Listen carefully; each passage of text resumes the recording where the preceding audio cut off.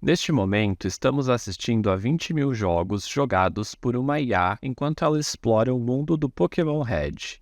No início, a IA começa sem nenhum conhecimento e só é capaz de pressionar botões aleatórios. No entanto, ao longo de 5 anos de tempo de jogo simulado, ela adquire muitas habilidades, aprendendo com suas experiências. Eventualmente, a IA consegue capturar Pokémon, evoluí-los e derrotar um líder de ginásio. Essa é a segunda parte do vídeo de como uma IA conseguiu jogar Pokémon. Caso não tenha assistido a primeira parte, o link está na descrição do vídeo junto com o projeto do autor. Essa visualização mostra como a IA navega pelo mapa. Cada seta indica a direção média que ela se moveu ao ficar em um local específico. Um padrão fascinante é que parece que a IA prefere andar no sentido anti-horário em quase todas as bordas do mapa. Isso significa que, ao ficar com uma borda à direita, ela prefere andar para cima, como mostrado em azul. Quando há uma borda acima, ela prefere andar para a esquerda, mostrado em rosa. Quando há uma borda à esquerda, ela prefere andar para baixo, mostrado em laranja. E quando há uma borda abaixo, ela prefere andar para a direita, como mostrado em verde.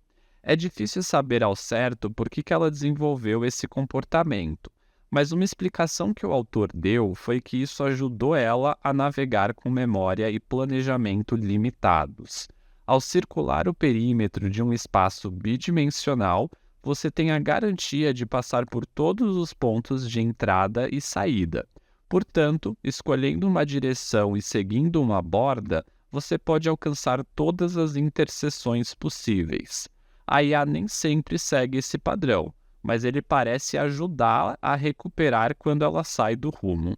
No entanto, existem locais em que sua navegação falha e a IA fica fisicamente presa. Por exemplo, na parte inferior da Rota 22, há uma longa área sem utilidade, e o penhasco de sentido único na parte superior significa que há muitas maneiras de entrar na área, mas apenas um local por onde é possível sair. Isso funciona como uma armadilha para moscas, e o movimento estocástico da IA faz com que ela fique presa e gaste uma quantidade desproporcional de tempo aqui. Também podemos visualizar como o comportamento da IA mudou ao longo de seu treinamento. As iterações iniciais de treinamento são mostradas em azul, as iterações intermediárias em verde e as iterações posteriores em vermelho. Aqui podemos ver claramente que no meio de seu treinamento, a IA seguia um caminho específico através da floresta de Viridian, mas depois mudou para outro. Outro comportamento interessante que se desenvolveu durante o treinamento ocorre nos primeiros momentos do jogo. Por alguma razão, a IA começava cada jogo com a mesma sequência exata de pressionar botões. Isso era confuso, especialmente porque o movimento nem sempre seguia um caminho ideal. No entanto, ao observar um pouco mais, algo interessante aconteceu. Ela lançou uma Pokébola imediatamente no primeiro encontro e teve sucesso na primeira tentativa. Isso fez com que o autor percebesse que, embora o jogo contenha muitos elementos randomizados, ele se comporta de forma determinística em relação à entrada do jogador. Isso é algo bem conhecido pelos speedrunners, e parece que a IA aproveitou o fato de que ela começa a partir do mesmo estado em todos os jogos para pegar um Pokémon com sucesso em sua primeira tentativa. Também podemos visualizar outras estatísticas para entender o que aconteceu em todos os jogos que a IA jogou. À esquerda, podemos ver todos os Pokémons que a IA capturou pelo menos uma vez, e à direita podemos ver em que ponto do treinamento esses Pokémons foram capturados. A altura de cada região é escalada de forma logarítmica, de modo que os Pokémons que representam as regiões mais espessas foram capturados milhares de vezes, enquanto os Pokémons representando as regiões mais finas podem ter sido capturados apenas algumas vezes. Refletindo sobre tudo isso, é incrível que experiências tão relacionáveis possam surgir de um algoritmo jogando um videogame. Tantas coisas aconteceram durante dezenas de milhares de horas que simplesmente não há tempo suficiente para descobrir todas as histórias interessantes, muito menos documentá-las. E aqui concluímos a parte analítica do vídeo. Agora iremos explorar alguns detalhes técnicos, discutiremos estratégias que o autor utilizou para executar experimentos de forma eficiente, consideraremos quais melhorias futuras que o autor gostaria de realizar e mostrarei como você pode executar este programa por si mesmo de acordo com o código que o Peter disponibilizou. Agora, vamos entrar inevitavelmente em uma parte do vídeo que vai conter muito mais terminologia técnica. Primeiro, o algoritmo específico de aprendizado por reforço utilizado para o treinamento desta IA é chamado de Proximal Policy Optimization, PPO. É um algoritmo de aprendizado por reforço moderno bastante padrão e, embora tenha sido originalmente projetado no contexto de jogos e robóticas, também foi usado como a etapa final na criação de Large Language Models muito úteis nos dias de hoje. No entanto, embora o aprendizado por reforço às vezes pareça mágico, pode ser uma ferramenta incrivelmente difícil de aplicar na prática. O desafio fundamental da aprendizagem de máquina é fazer com que um programa faça algo sem dizer explicitamente como fazer. Isso significa que se seu modelo não está se comportando da maneira desejada, você deve descobrir como melhorá-lo indiretamente em termos de seu algoritmo de aprendizado ou dados de treinamento. No aprendizado por reforço online, isso adiciona uma camada de dificuldade. Os dados de treinamento fornecidos ao modelo não são mais estacionários e sob seu controle, mas são um produto do comportamento do modelo em um ponto anterior do tempo. Esse ciclo de feedback leva a comportamentos emergentes que podem ser impossíveis de prever. Portanto, aqui estão algumas estratégias que o autor utilizou para lidar com esses desafios sem recursos em escalas institucionais. Primeiro, pode ser necessário simplificar o problema para contornar as limitações da ferramenta. Você pode ter notado anteriormente no vídeo que a IA, na verdade, não começava desde o início do jogo. Aqui você pode ver uma versão inicial da IA que começa desde o início. Ela não tem problema em escolher um Pokémon e vencer sua primeira batalha. O problema surge um pouco mais tarde, quando é necessário retroceder da cidade Viridian para a cidade de Pallet. Isso ocorre porque a recompensa de exploração não dá a ela nenhum incentivo para voltar a uma área que já visitou. Poderia ser possível resolver isso adicionando recompensas especiais apenas para esse cenário, mas por decisão do autor, ele pulou isso como uma maneira melhor de economizar o tempo. O ponto de partida modificado ainda está muito próximo do original, e dando a IA um Squirtle por padrão, ela tem uma melhor chance de sucesso mais tarde. Em seguida, é importante encontrar uma configuração que permita a iteração eficiente nos experimentos em um tempo e custo razoáveis. Em muitos casos, o gargalo será a simulação ou operação do ambiente com o qual a IA está interagindo. No caso desse projeto, o ambiente é o Pokémon Red rodando no emulador Game Boy. Esse emulador funciona a uma velocidade aproximadamente 20 vezes mais rápida que o normal em um único núcleo de CPU moderno. Executar vários jogos em paralelo em um servidor grande com muitos núcleos nos permite coletar iterações com o ambiente a uma velocidade mais de 1000 vezes mais rápida que o normal. Isso significa que cada iteração de aprendizado com um lote de 40 jogos, cada um com uma duração de 2 horas, será concluída em cerca de 6 minutos. Se usarmos um modelo pequeno como política, seu tempo de inferência e treinamento será insignificante, especialmente se usarmos uma GPU. Isso significa que podemos obter resultados de experimentos pequenos em minutos a horas. e uma execução completa de treinamento levará alguns dias. Isso pode facilmente ficar caro. Usando as opções de nuvem mais baratas possíveis, uma única execução completa de treinamento custa cerca de $50. Todas as experiências executadas nesse projeto pelo Peter custaram a ele um total de cerca de $1.000, aproximadamente R$ 1 milhão. No entanto, se você não escolher e gerenciar esses recursos com cuidado, é fácil gastar muito mais que isso. Você também deve considerar cuidadosamente como a IA interage com o ambiente e como sua função de recompensa é projetada. As escolhas que o autor fez neste projeto certamente não são todas ótimas, mas descreverei pelo menos algumas das considerações que foram levadas em conta pelo Peter. Por exemplo, a IA observa a tela e escolhe uma ação a cada 24 quadros. Isso é o tempo suficiente para o jogador mover um espaço na grade do mundo. Portanto, sempre que a IA observa a tela, estará perfeitamente alinhada com uma das células da grade.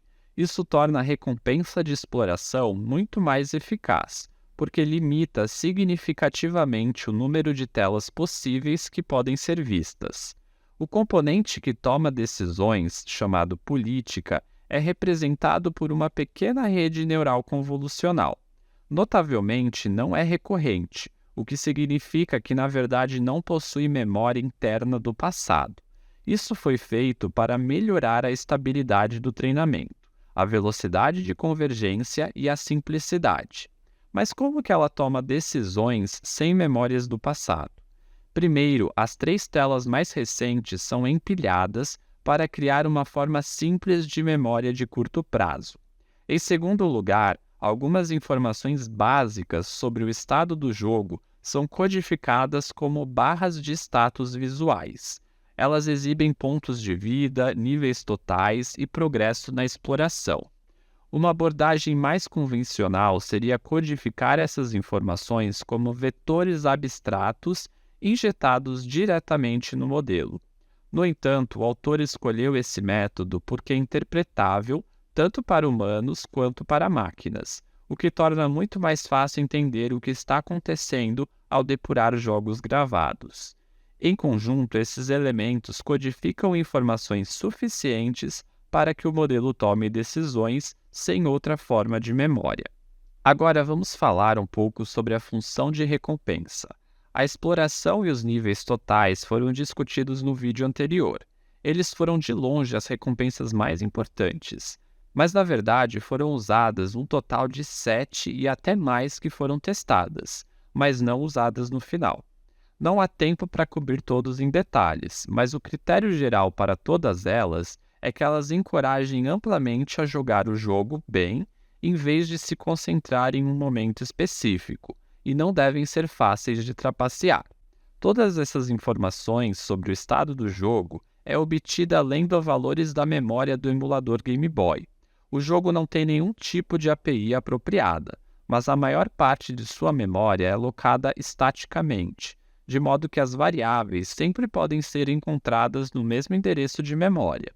O projeto PET fez um trabalho incrível de engenharia reversa do código-fonte do jogo e mapeamento de sua memória.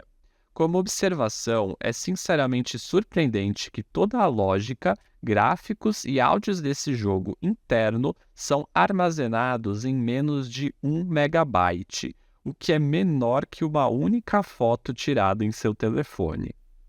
De qualquer forma, entender o comportamento da IA é essencial para realizar seu potencial máximo. Uma das melhores maneiras de fazer isso é por meio da visualização. Mas como são feitas as visualizações usadas neste projeto? Primeiro, informações-chave, como coordenadas do jogador e estatísticas de Pokémon, são registradas a cada passo em cada jogo. Em seguida, todos os jogos precisam ser renderizados em um único mapa. O próprio jogo não contém um conceito de um único mapa com um sistema de coordenadas global. Em vez disso, o mundo é dividido em pedaços de 256 por 256. O jogo rastreia as coordenadas locais do jogador dentro de um pedaço e em qual pedaço o jogador está atualmente.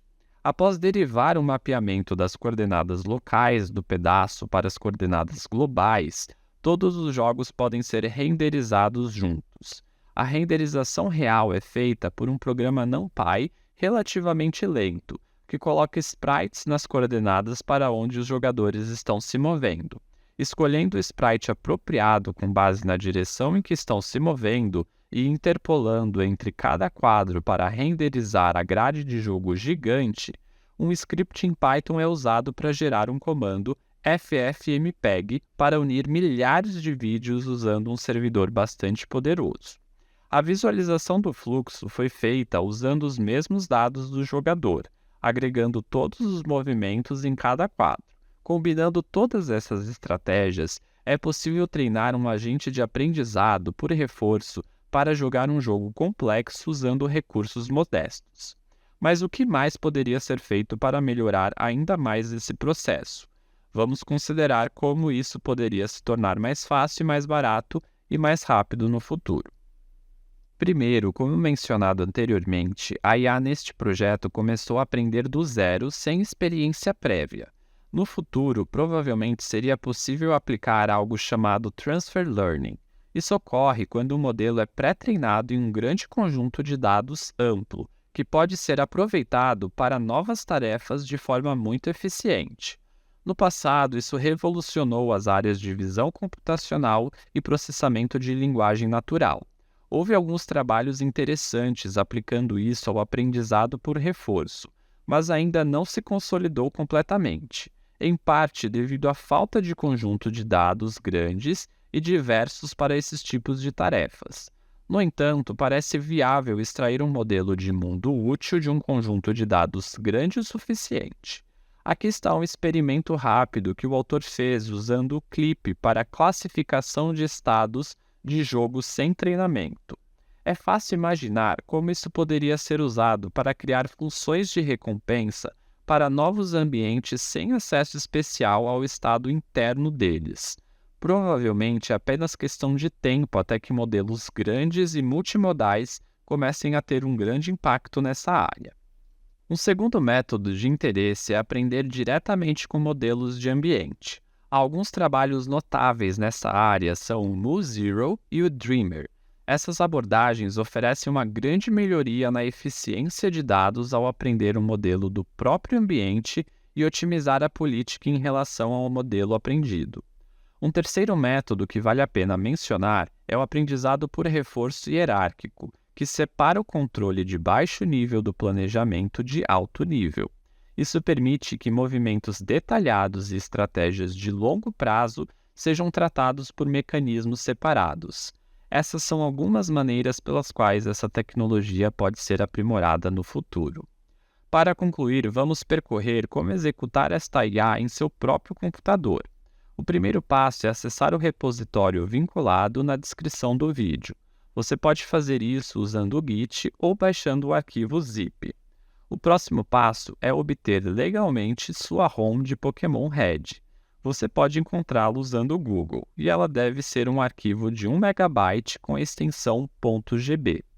Então basta movê-la para o diretório raiz do repositório e renomeá-la para Pokémon Red. Agora o próximo passo, que é opcional, é criar um ambiente Conda para que possamos simplesmente nomeá-lo como quiser. Aceite isso e depois ative-o. Agora, o próximo passo é o mesmo, quer você tenha criado o ambiente Conda ou não. Vamos simplesmente instalar as dependências do arquivo de requisitos como este.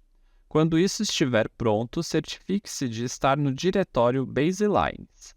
Aqui, e em seguida execute o script de modelo pré-treinado.